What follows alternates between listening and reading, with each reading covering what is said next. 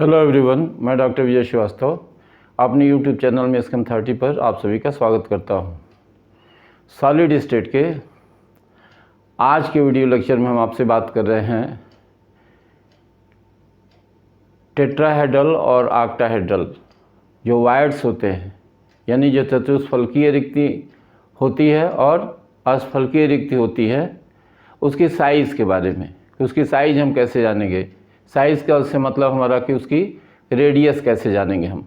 तो स्टार्ट कर रहे हैं ये सेक्शन हम कि टेट्राहेड्रल और ऑक्टाहेड्रल वायर्ड्स की रेडियस अगर हमको फाइंड आउट करनी हो तो कैसे ज्ञात करेंगे। तो आपको बताएं सबसे पहले कि ये जो टेट्राहेड्रल वायर्ड है, हमने आपको फिगर में रिप्रेजेंटेशन दिया हुआ है, ये कैसे बनता है। पैकिंग अगर आपको थोड़ी भी ध्यान हो, जो निविड़ संकलित संरचनाएं बनती हैं क्रिस्टल्स में, वो कैसे बनती हैं, तो उसमें आपको बताया हमने पहले कि दो लेयर अगर हम कंसीडर करें पैकिंग में, पहली दो लेयर, और उसमें जो फर्स्ट लेयर है उसमें एक ट्रायंगुलर वायर्ड या त्रिकोणीय रिक्ति हो। जैसे इसमें हम देख रहे हैं कि ये कंटिन्यूअस सर्किल्स जो बने हैं 1, 2 और ये 3, ये तीनों सर्किल्स जो होते हैं वो फर्स्ट लेयर के हैं, और इनके द्वारा एक ट्रायंगुलर वायर्ड जो होता है वो इस तरह का बन रहा है, ऐसा इस तरह का ट्रायंगुलर वायर्ड बन रहा है, त्रिकोणीय रिक्ति बन रही है। अब इसके ऊपर सेकेंड लेयर को अगर रखें तो सेकेंड लेयर का एक स्फीयर अगर इसके ठीक ऊपर आ जाए, इस ट्रायंगुलर वायर्ड के ठीक ऊपर, तो ऐसी स्थिति में जो वायर्ड या रिक्ति बनेगी वो होगी टेट्राहेड्रल वायर्ड या चतुष्फलकीय रिक्ति। यानी फर्स्ट लेयर की ट्रायंगुलर वायर्ड के ऊपर, त्रिकोणीय रिक्ति के ऊपर अगर सेकेंड लेयर का एक स्फीयर, एक गोला आ जाता है, तो उस कंडीशन में इन चार स्फीयर्स के द्वारा जो वायर्ड या रिक्ति बनती है वो कहलाती है टेट्राहेड्रल वायर्ड या चतुष्फलकीय रिक्ति।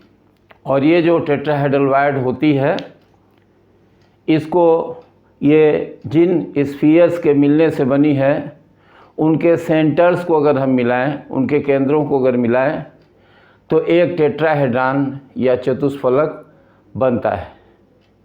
तो हम कह सकते हैं कि किसी क्रिस्टल में अगर चार गोले या चार स्फीयर्स या चार घटक कण किसी टेट्राहेड्रॉन या चतुष्फलक के कोनों पर स्थित हों, तो उनके बीच में जो वायर्ड बनेगा, जो रिक्ति बनेगी, वो टेट्राहेड्रल वायर्ड होगी।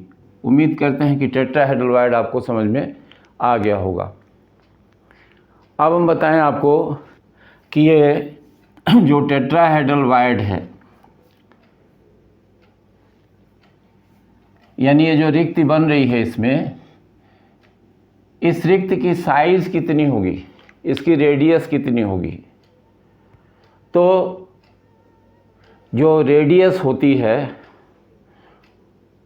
टेट्राहेड्रल वायर्ड की, उसमें और जिन घटक कणों के मिलने से या घटक कणों के द्वारा घेरे जाने पर वह रिक्ति बन रही है, टेट्राहेड्रल वायर्ड बन रहा है, उन दोनों के रेडियस में एक निश्चित संबंध होता है, एक डिफिनिट रिलेशन होता है। और वो रिलेशन हम आपको बता रहे हैं, वह रिलेशन होता है small r equals to 0.225 capital R।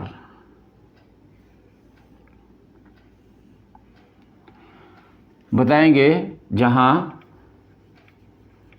Where small r equals to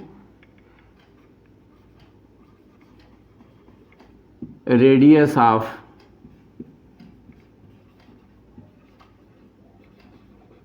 tetrahedral void और capital R equals to radius of constituent particle. मतलब स्मॉल आर जो है वो त्रिज्या है चतुष्फलकीय रिक्ति की, और कैपिटल आर जो त्रिज्या है वो जो घटक कण हैं उनकी। तो ये रेशियो होता है।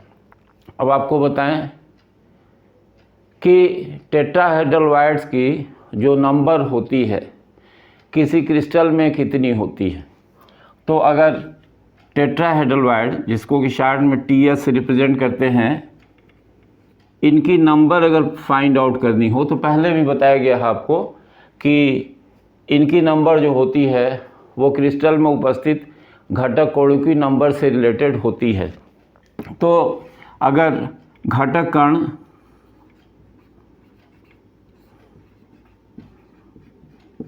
की संख्या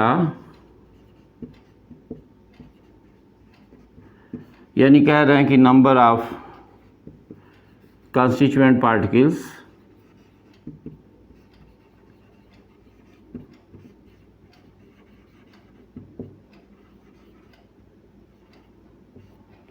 घटक कणों की संख्या अगर कैपिटल एन हो, यहाँ लिख रहे हैं हम मान लिया,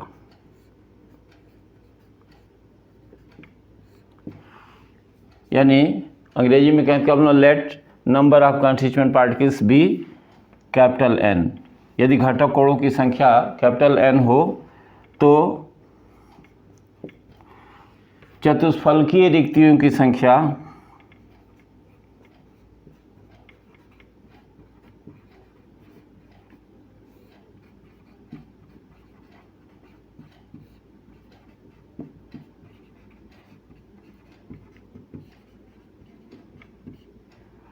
यानी नंबर ऑफ टेट्राहेड्रल वाइड्स, ये जो होगी 2n होगी। यानी जितने घटक कणों से मिलकर के क्रिस्टल बना होता है उसमें चतुष्फलकीय रिक्तियों की संख्या उन घटक कणों की या कंस्टिट्यूएंट पार्टिकल्स के नंबर के दोगुनी होती है। तो ये हमने आपको बताया कि टेट्राहेड्रल वाइड जो बनता है उसकी रेडियस यानी उसकी साइज़ और घटक कणों की साइज़, इन दोनों में क्या रिलेशन होता है। तो ये हमने आपको बताया टेट्राहेड्रल वाइड के बारे में। अब हम आपसे बात कर रहे हैं ऑक्टाहेड्रल वाइड के बारे में। तो आप चाहें तो जल्दी से इसका एक स्क्रीनशॉट ले लीजिए।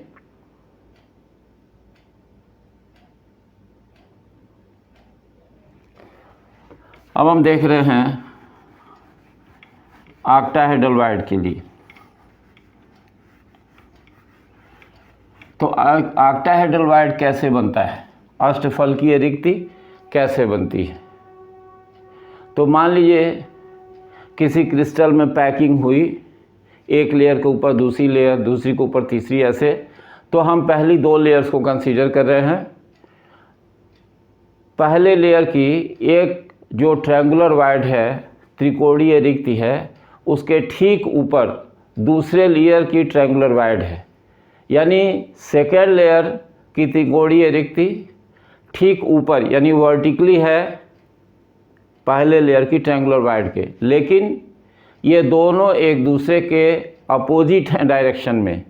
यानी एक का एपेक्स, एक का शीर्ष अगर डाउनवर्ड हो तो दूसरे का अपवर्ड होगा। इसमें ज़रा सा हम देखें, जो फर्स्ट लेयर है उनके 3 स्फीयर्स हैं, ये ब्लैक सर्किल्स दिखाए गए हैं सॉलिड। तो ये सर्किल जो होते हैं इनमें देख रहे हैं कि इनका जो एपेक्स बनेगा वो डाउनवर्ड होगा, माने ऐसा होगा, नीचे की ओर है। आप देख सकते हैं इसमें कि इसका एपेक्स सेंटर्स मिलाएं तो ये डाउनवर्ड हो गया। और ठीक इसके ऊपर जो सेकेंड लेयर के स्फीयर्स रखे हैं उनके द्वारा जो ट्रायंगुलर वाइड बन रहा है उसका एपेक्स जो है वो ठीक इस तरह से इसके अपवर्ड है, ऐसा है, ऐसा है। तो ये फर्स्ट लेयर का है और ये जो है वो सेकेंड लेयर का है। तो इनके बीच जो वायड बनेगा, जो रिक्ति बनेगी, वो कहलाएगी अष्टफलकीय रिक्ति या ऑक्टाहेड्रल वायड। यानी कह सकते हैं कि ऑक्टाहेड्रल वायड 6 स्फीयर्स के द्वारा घिरा होता है या 6 स्फीयर्स के द्वारा सराउंडेड होता है। और ये स्फीयर्स, ये जो गोले होते हैं, एक ऑक्टाहेड्रॉन या अष्टफलक के कॉर्नर्स पर स्थित होते हैं। तो अब हम यहाँ जानना चाहेंगे कि इस ऑक्टाहेड्रल वायड की साइज़ कितनी होगी या इसकी रेडियस कितनी होगी। तो ऑक्टाहेड्रल वायड की रेडियस को अगर स्मॉल आर माने और जो ये पार्टिकल्स हैं इनकी रेडियस को कैपिटल आर माने, तो ये जो रिलेशन आता है इसमें 0.414 आर, ये रिलेशन आता है। यानी इसमें क्या बता रहे हैं, जहाँ स्मॉल आर बराबर क्या हो गया, रेडियस ऑफ ऑक्टाहेड्रल वायड, अष्टफलकीय रिक्ति की त्रिज्या, और capital R equals to radius of constituent particles.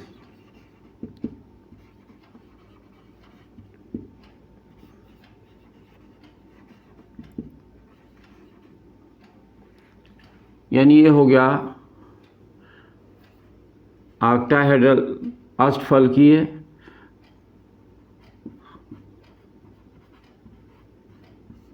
रिक्त की त्रिज्या,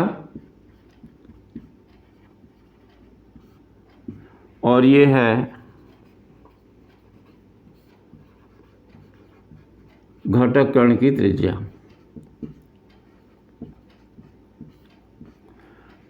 अब इनमें भी अगर देखें क्या रिलेशन होता है किसी क्रिस्टल में कुल जो पार्टिकल्स की नंबर उनमें और ऑक्टाहेड्रल वायड्स की नंबर में, तो अगर मान लें हम नंबर ऑफ कॉन्स्टिट्यूएंट पार्टिकल्स यानी घटक कणों की जो संख्या है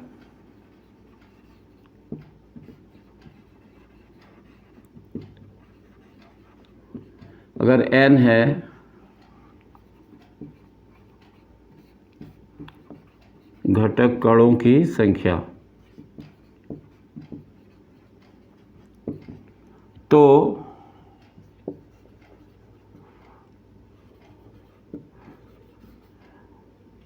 ऑक्टाहेड्रल वायड्स की जो नंबर होगी ये भी n होगी। यानी ऑक्टाहेड्रल रिक्तियों की संख्या जो होगी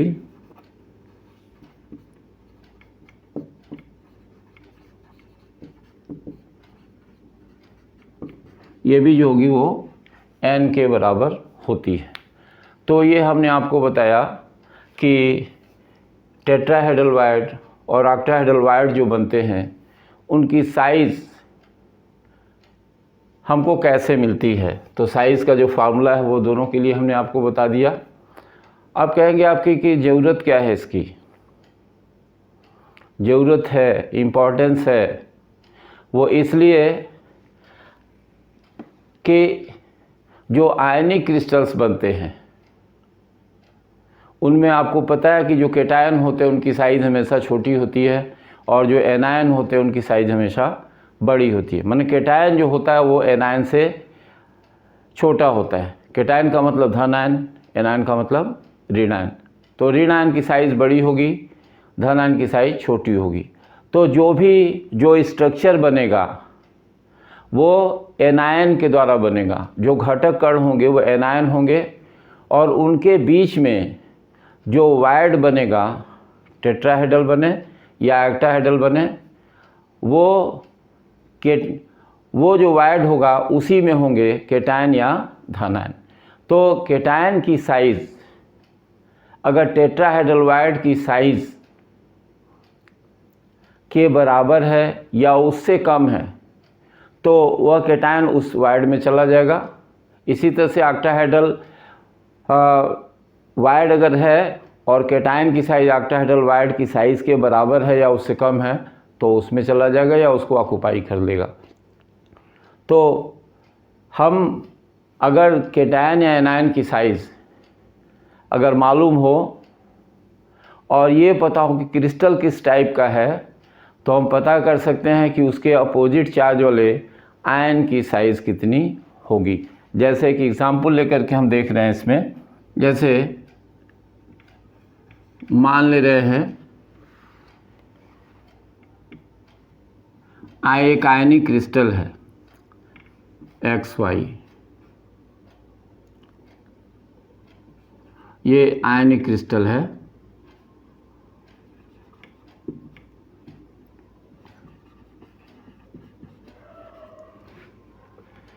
इस क्रिस्टल में X प्लस ये कैटायन है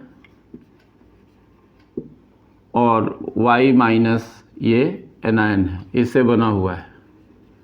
अब ये कह रहे हैं जो क्रिस्टल है इसका स्ट्रक्चर जो है वो NaCl जैसा है, NaCl से मिलता जुलता है, कह सकते हैं इसको कि लाइक NaCl जैसा है। और जो कैटायन है X प्लस, इसकी जो रेडियस है ये 120 pm है, इतनी रेडियस दी गई है। तो हमको ये पता करना है कि जो Y माइनस है यानी जो एनायन है इसकी जो रेडियस होगी वो क्या होगी, ये फाइंड आउट करना है। तो अब आप देखिए कि जो NaCl है इससे ये कोरिलेटेड है। तो NaCl जो होता है इसकी जो संरचना होती है वो FCC यानी फेस सेंटर्ड क्यूबिक या फलक केंद्रित संरचना होती है। तो इस FCC संरचना में जो Cl माइनस आयंस होते हैं, Cl माइनस आयंस ये कहाँ कहाँ स्थित होते हैं, ये कार्नर्स पर होते हैं। एक जो क्यूब होगा उसके कार्नर्स पर होंगे और फेसेस के सेंटर पर होते हैं।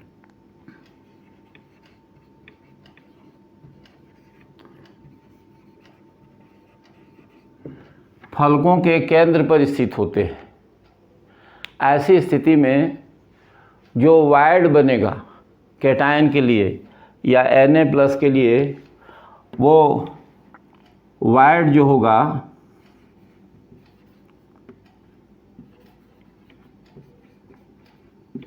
वो ऑक्टाहेड्रल वायर्ड होगा।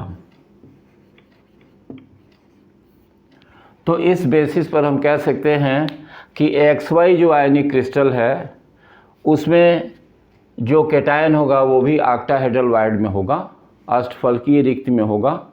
और जब अष्टफलकीय रिक्त में होगा तो कैटायन और एनायन की साइज़ या ऑक्टाहेड्रल वायर्ड की साइज़ और जो एनायन है उसकी साइज़, दोनों का जो रिलेशन होगा वो रिलेशन होता है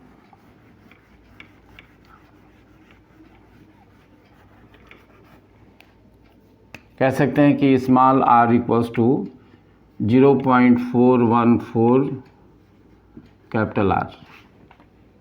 तो ये R यानी जो कैटायन की साइज़ है यानी Y प्लस की साइज़ है ये 120 pm दिया हुआ है। तो हम कह सकते हैं 120 pm इक्वल्स टू 0.414 R, या हम अगर R की वैल्यू निकालें तो 120 अपान 0.414, ये जो साइज़ होगी हम इससे फाइंड आउट कर सकते हैं कि ये साइज़ कितनी होगी। तो ये वैल्यू आती है 289.8 pm। ये आप कैलकुलेट करके देख लीजिएगा, इतनी वैल्यू आती है इसकी। कहने का मतलब क्या है कि अगर हमको ऑक्टाहेड्रल और टेट्राहेड्रल वायर्स की साइज़ पता है तो हम जान सकते हैं कि केटायन की साइज़ मैक्सिमम कितनी होगी, और अगर केटायन की साइज़ पता है हमको तो हम एनायन या कंस्टिट्यूएंट पार्टिकल्स की साइज़ जिनसे मिल करके वो वायर बनता है उनकी साइज़ हम निकाल सकते हैं और क्रिस्टल स्ट्रक्चर के बारे में जान सकते हैं। तो ये हमने आपको बताया कि ये जो साइज़ होती है ऑक्टाहेड्रल और टेट्राहेड्रल वायर्स की वो कितनी इम्पॉर्टेंट होती है। अब हम इसी रिलेशन में थोड़ा और आगे चीज़ों को देखेंगे, वो देखेंगे हम रेडियस रेशियो, समन्वय संख्या या उप सहसंयोजन संख्या। वो इसलिए कि जो न्यूमेरिकल प्रॉब्लम्स पूछी जाती हैं बोर्ड में, उनमें इनकी इम्पोर्टेंस बहुत ज़्यादा होती है। हम इनकी सहायता से हम अनुमान लगा सकते हैं कि जो कोऑर्डिनेशन नंबर है वो कितनी है। अगर कोऑर्डिनेशन नंबर या समन्वय संख्या या उप सहसंयोजन संख्या पता है तो हमको ये पता चल जाएगा कि क्रिस्टल में जो घटक कण हैं उनकी व्यवस्था कैसी है, और व्यवस्था के हिसाब से हम चीज़ों का पता कर सकते हैं। तो अब हम आपको बता रहे हैं radius ratio and coordination number, यानी त्रिज्या अनुपात और समन्वय संख्या। तो आपको एक चीज़ बताएं कि जो गैसेज होती हैं, गैसेज से मतलब हमारे यहाँ पर है जो नोबल गैसेज हैं, उत्कृष्ट गैसें हैं वो, और जो मेटल्स यानी धातुएं होती हैं वो दोनों ही क्रिस्टल की अवस्था में आती हैं, और दोनों का जब क्रिस्टलाइजेशन होता है तो उनके जो भी क्रिस्टल बनते हैं वो एक ही प्रकार के पार्टिकल से मिलकर के बने होते हैं। इसलिए उनकी संरचना जो होती है उनका अध्ययन करना या उनकी स्टडी जो होती है वो इजी होती है। लेकिन जब कोई क्रिस्टल केटायन और एनायन से मिलकर के बना होता है तो उसके संरचना का अध्ययन यानी उसके स्ट्रक्चर की जानकारी हमको बहुत सावधानी से करनी पड़ती है, और उस स्टडी में हमारे लिए एक बहुत हेल्पफुल पैरामीटर आता है, वो है रेडियस रेशियो यानी त्रिज्या अनुपात, और दूसरी चीज़ जो उसमें आती है जो महत्वपूर्ण होती है वो है समन्वय संख्या या उप सहसंयोजन संख्या यानी कोऑर्डिनेशन नंबर। तो सबसे पहले हम देखते हैं ज़रा सा पहले कि ये समन्वय संख्या या कोऑर्डिनेशन नंबर क्या होती है, फिर रेडियस रेशियो देखेंगे। तो पहले अभी हम बात कर रहे हैं कोऑर्डिनेशन नंबर की। समन्वय संख्या या उप सहसंयोजन संख्या, हम दूसरा नाम यहाँ लिख दे रहे हैं उप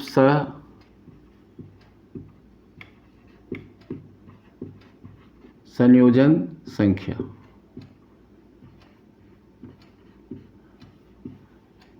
तो आपको बताएं कि आयनिक क्रिस्टल में जो केटायन होता है वो एनायन से घिरा होता है, और जो एनायन होता है वो केटायन से घिरा होता है।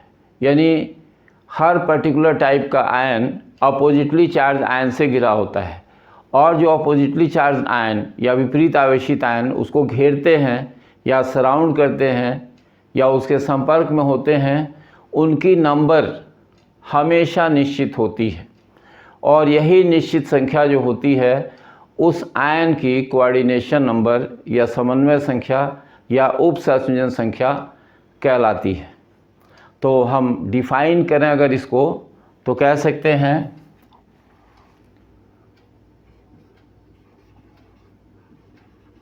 The number of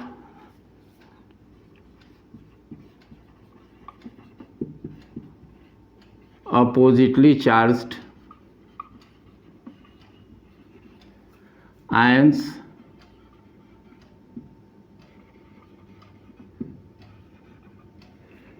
which surround a particular ion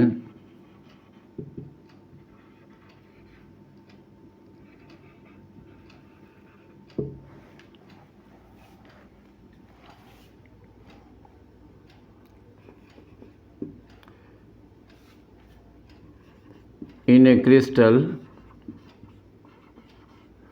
यहाँ बात आयनिक क्रिस्टल की कर रहे हैं।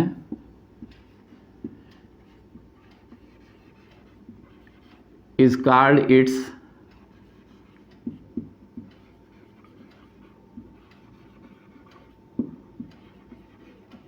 coordination number।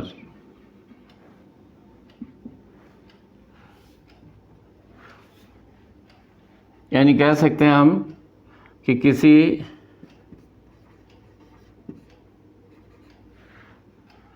क्रिस्टल में, यहाँ बात आयनिक क्रिस्टल की कर रहे हैं,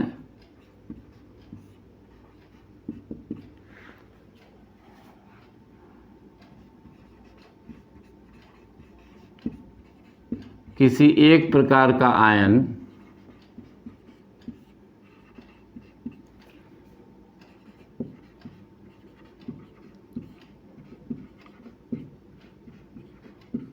जितने विपरीत आवेशित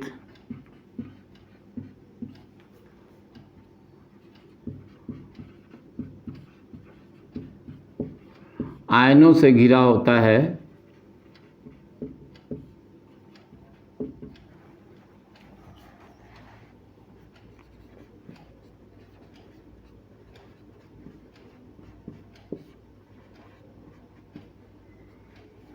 वह उसकी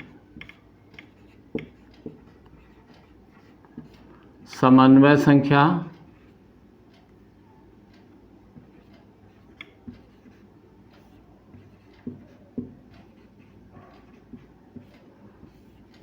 या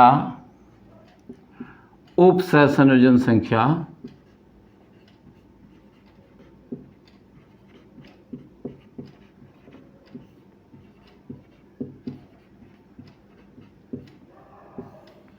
कहलाती है।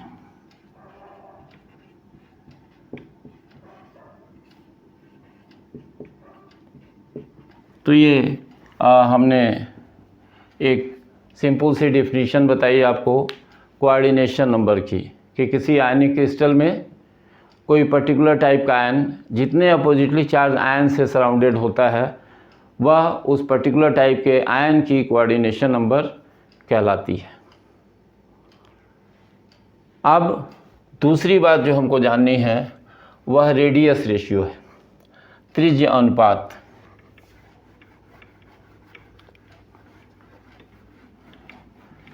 अब कोऑर्डिनेशन नंबर में एक बात बता दें कि जो आयन घिरा होगा अपोजिटली चार्ज आयन से, उसकी साइज़ में चेंज होने पर उसकी कोऑर्डिनेशन नंबर जो होती है वो बदल जाती है। तो एक फ्लोशीट में हम देखेंगे आगे चल करके कि साइज चेंज होने से कोऑर्डिनेशन नंबर कितनी बदलती है और कैसे बदलती है। फ़िलहाल हम यहाँ देखना चाहते हैं रेडियस रेशियो।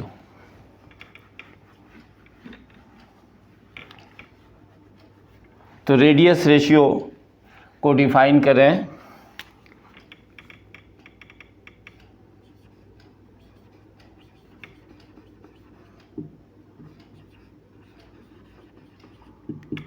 जिसे हिंदी में हम कहते हैं त्रिज्या अनुपात।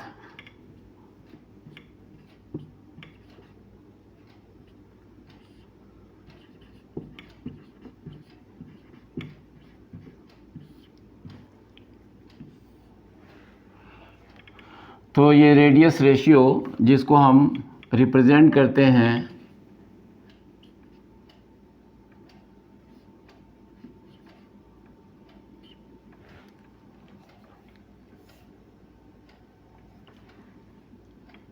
Radius of cation to the radius of anion, इस रेशियो से रिप्रेजेंट करते हैं। उसको कैसे डिफाइन करेंगे? तो हम कह सकते हैं बिल्कुल सिंपल वे में कि किसी आयनिक क्रिस्टल में धन आयन की त्रिज्या और ऋण आयन की त्रिज्या के अनुपात को हम उस क्रिस्टल का त्रिज्या अनुपात कहते हैं, यानी रेशियो ऑफ केटायन एंड यानी हम कह सकते हैं कि ratio of radius of cation and that of anion is called radius ratio. यानी डिफाइन करें तो क्या सकते हैं, simply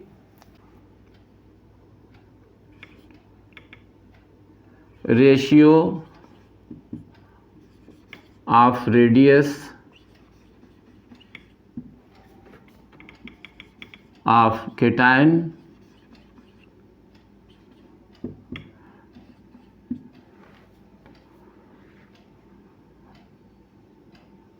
to the radius of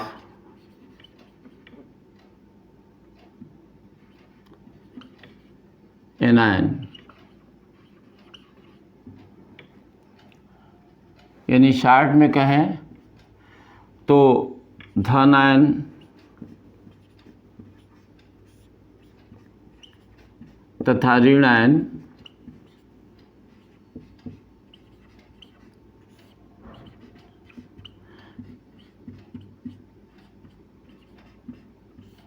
की त्रिज्या का अनुपात, ये सिंपली कहलाएगा रेडियस रेशियो। यानी हम लिखें अगर फॉर्मूले के हिसाब से,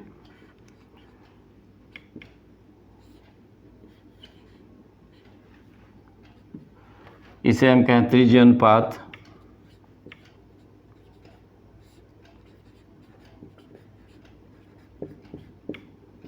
यानी बराबर हम कह सकते हैं धन आयन की त्रिज्या बटे ऋण आयन की त्रिज्या।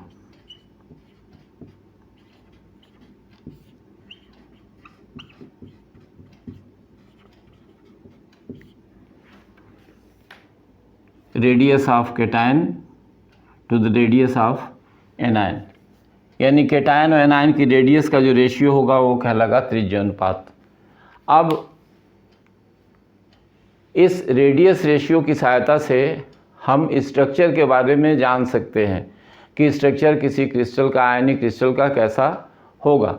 जैसे आपको बताएं कि अगर जो रेडियस रेशियो है इसकी वैल्यू अगर 0.414 आ रही है तो इसका मतलब है कि जो केटायन है वह अष्टफलकीय रिक्त में स्थित है, यानी ऑक्टाहेड्रल वायर्ड में स्थित है। लेकिन अगर यही रेडियस रेशियो 0.225 है तो हम कह सकते हैं कि ये जो केटायन है वो टेट्राहेड्रल वायर्ड में स्थित है। यानी हम जान सकते हैं कि किस तरह के वायर्ड में केटायन जो होगा स्थित होगा। और अगर हमको ये जानकारी हो जाती है तो हम पता कर सकते हैं कि जो क्रिस्टल है उसका स्ट्रक्चर कैसा होगा, ट्रायंगुलर प्लेनर होगा कि टेट्राहेड्रल अरेंजमेंट उसमें होगा कि उसमें अरेंजमेंट जो था ऑक्टाहेड्रल होगा, ये हम पता कर सकते हैं।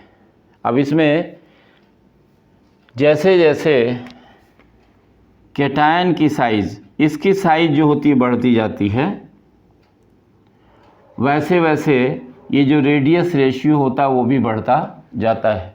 और रेडियस रेशियो बढ़ता है तो जो कोऑर्डिनेशन नंबर या समन्वय संख्या जो होती है वो भी बढ़ती है, और वो बढ़ती है तो जो अरेंजमेंट होता है या जो व्यवस्था होती है केटायन के सापेक्ष एनायन की वो भी बदलती है।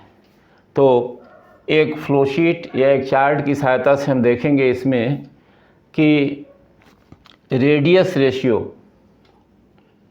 की जो रेंज है उस रेंज के हिसाब से कोऑर्डिनेशन नंबर क्या होगी, समन्वय संख्या क्या होगी, और किस तरह का स्ट्रक्चर होगा और उसके कुछ एग्जाम्पल्स।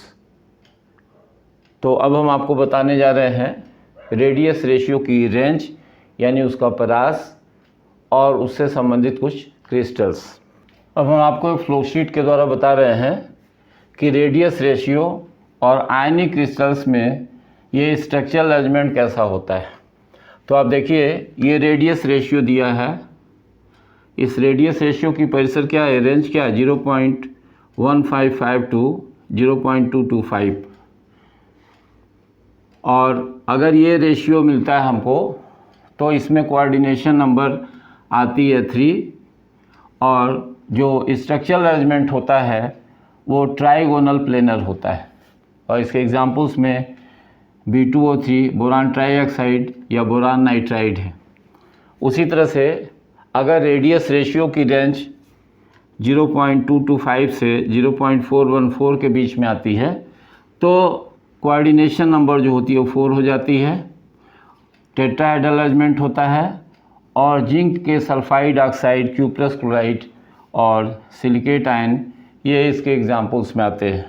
उसी तरह से रेडियस रेशियो अगर 0.414 से 0.732 है तो coordination number 6 arrangement octahedral, sodium chloride, sodium chloride, silver chloride, silver fluoride, silver bromide ये इसके एग्जांपल्स में आते हैं। और रेडियस रेशियो अगर 0.732 से 1.0 हो गई तो कोऑर्डिनेशन नंबर 8। और ये बॉडी सेंटर्ड क्यूबिक अंतः केंद्रित घनी संरचना होती है, सीजियम के क्लोराइड, ब्रोमाइड और आयोडाइड इस रेंज में आते हैं। तो कहने का मतलब ये है कि अगर हमको रेडियस रेशियो इस रेंज में मिलती है तो हम समझ सकते हैं कि जो वायड होगा वो ट्रायंगुलर वायड होगा, कोऑर्डिनेशन नंबर उसकी 3 होगी और जो अरेंजमेंट होगा ट्राइगोनल प्लेनर होगा। लेकिन अगर साइज उससे बड़ी हो गई, रेडियस रेशियो उससे ज़्यादा आ गई, रेंज हो गया 0.225 टू 0.414, अगर ऐसी रेंज हो गई तो निश्चित रूप से जो वायड होगा वो टेट्राहेड्रल होगा।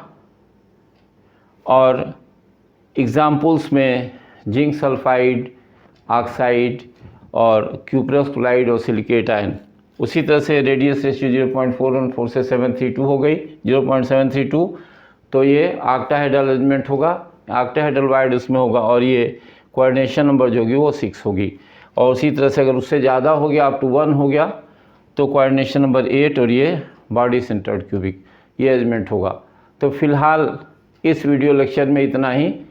इन पर बेस्ड जो प्रॉब्लम्स होंगी, क्यों हम इनकी स्टडी कर रहे हैं, क्यों हम देख रहे हैं रेडियस रेशियो, कोऑर्डिनेशन नंबर और उसके पहले जो हमने आपको बताया कि ऑक्टाहेड्रल वायड, टेट्राहेड्रल वायड की साइज़ या रेडियस, ये क्यों जानना है हमको।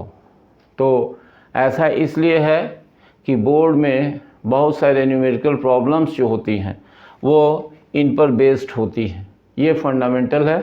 अगर ये आपको ठीक से पता है तो आप न्यूमेरिकल प्रॉब्लम्स को बहुत ईजिली सॉल्व कर सकते हैं और कॉन्फिडेंस के साथ सॉल्व कर सकते हैं। तो इस वीडियो लेक्चर में इतना ही। नेक्स्ट जो इनसे रिलेटेड न्यूमेरिकल प्रॉब्लम्स होंगे अगले वीडियो में हम देंगे आपको। तो आप वीडियोस देखते रहिए। चैनल को लाइक, सब्सक्राइब और शेयर नहीं किया तो लाइक, सब्सक्राइब और शेयर कीजिए। आपके व्यूज़ आपके कमेंट्स के माध्यम से आने चाहिए, उनसे पता चलता है कि आप वीडियोस को कितना लाइक करते हैं। और अगर वीडियो लाइक करते हैं तो शेयर ज़रूर कीजिए। बहुत बहुत धन्यवाद।